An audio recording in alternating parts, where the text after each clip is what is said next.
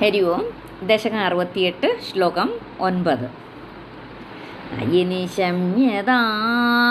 ജീവവല്ലഭ പ്രിയതമോജനോ നേദൃശോ മമ തദിഹരമ്യതാം രമ്യയാമിനീഷ്വനുപരോധമീ ത്യാലവോ വിഭോ.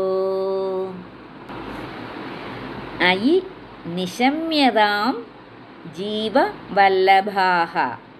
അയി നിശമ്യതാം ജീവവല്ലഭാഃ പ്രിയതമഃ പ്രിയതമോ ജനഃ ജനോ ന ഈദൃശഃ ന ഈദൃശഃ നേദൃശോ ന ഈദൃശഃ നേദൃശോ മമ. പ്രിയതമോ ജനോ നേദൃശോ മമ.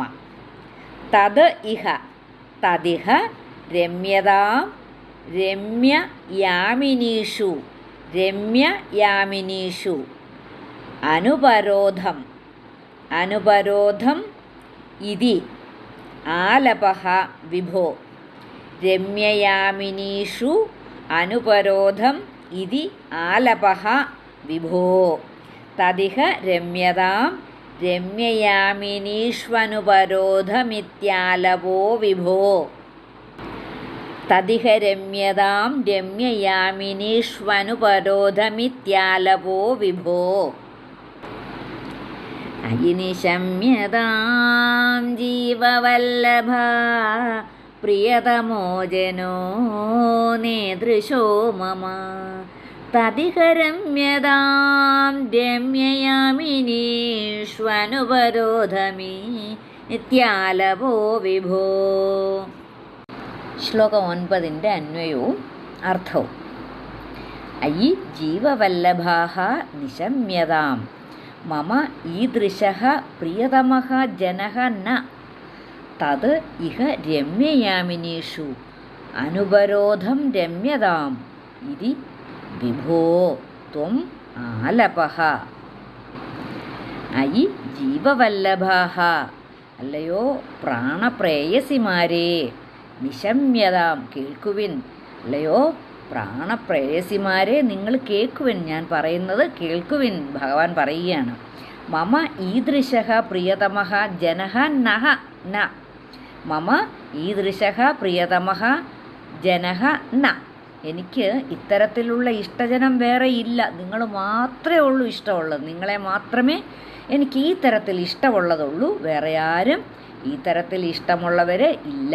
അതാണ് പറയുന്നത്. മമ ഈദൃശഃ പ്രിയതമഃ ജനഃ ന. എനിക്ക് ഇത്തരത്തിലുള്ള ഇഷ്ടജനം വേറെ ഇല്ല തന്നെ. തത് ഇഹ രമ്യയാമിനീഷു. തത് ഇഹ, അതുകൊണ്ട് ഈ യമുനാപുളിനത്തിൽ രമ്യയാമിനീഷു മനോഹര രാത്രികളിൽ, രമ്യയാമിനീഷു മനോഹര രാത്രികളിൽ അനുപരോധം രമ്യതാം, അനുപരോധം രമ്യതാം, യാതൊരു പ്രതിബന്ധവുമില്ലാതെ നിങ്ങൾ എന്നോടുകൂടി രമിച്ചുകൊള്ളുവിൻ.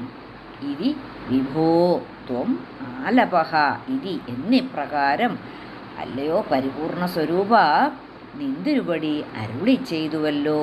ത്വം ആലപഃ, അല്ലയോ പ്രാണനാഥമാരെ, എനിക്ക് നിങ്ങളെപ്പോലെ ഇഷ്ടമുള്ളവർ വേറെ ആരുമില്ല.